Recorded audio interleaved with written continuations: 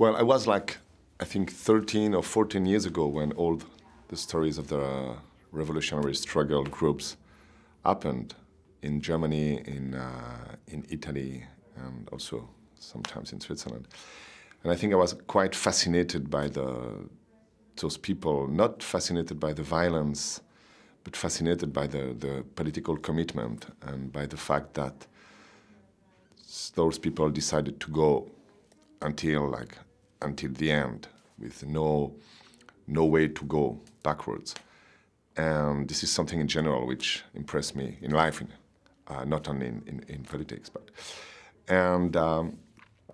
So that was a topic which was always in my mind. And then, like when I was like 25 or 27, I made a documentary about some Swiss people who went to see Carlos, the very internationally famous terrorist. And one of the guys who came to see Carlos, I knew him, in fact. And I didn't know that he had this background and this story. So I made a documentary about how they went to see Carlos and why. And the idea was to get some weapons to make a military revolutionary action. And what I was very impressed by the fact that those people were absolutely not like they were described in the medias. I mean, not superheroes, not a super psychopath, or not so different that I was or that you are, maybe. So I thought that was something very interesting to see how they dealt with really daily life, daily things, and to make a revolutionary action, militant action, was not so far than what we are dealing with in our daily life. And so the film Opération Libertad is like inspired by those people who decided to make something maybe too big for them.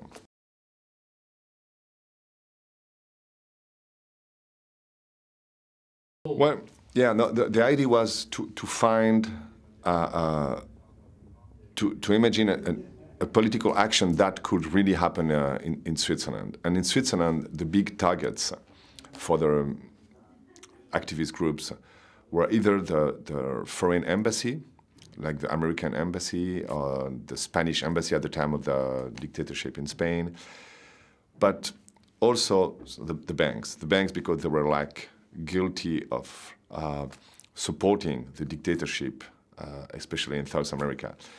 So the film is not about that, but it was also a way of, I mean, putting some interest on that topic, which was very important for all the leftist, extreme leftist groups in Switzerland during the 70s and 80s. And it's still something that we're talking a lot today about that. But now it's something like the Americans, they want to punish the Swiss banks now, for example. It's very famous. But in the 70s, it was only the extreme leftist people who talk about that, about the fact that the money of all dictatorship in the world were in the Swiss banks. So I think it was quite important to put that in the middle of the film as well.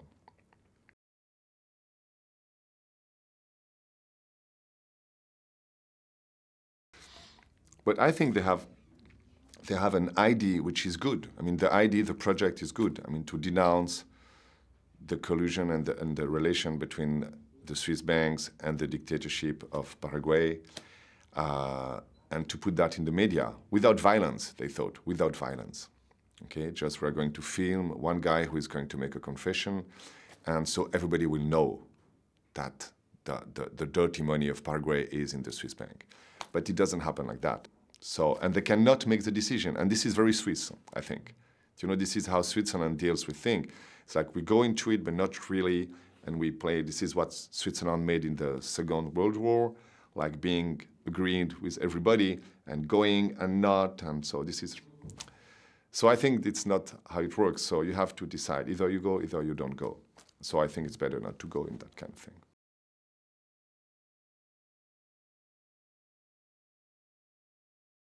I'm not a militant. I'm not an activist at all. But I'm connected to people questioning the world. And I think it's not possible not to, when you wake up in the morning, we have to, I don't have any solutions. I don't have any ideology.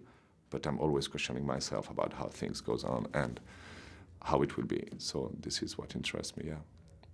And about humanity and about people.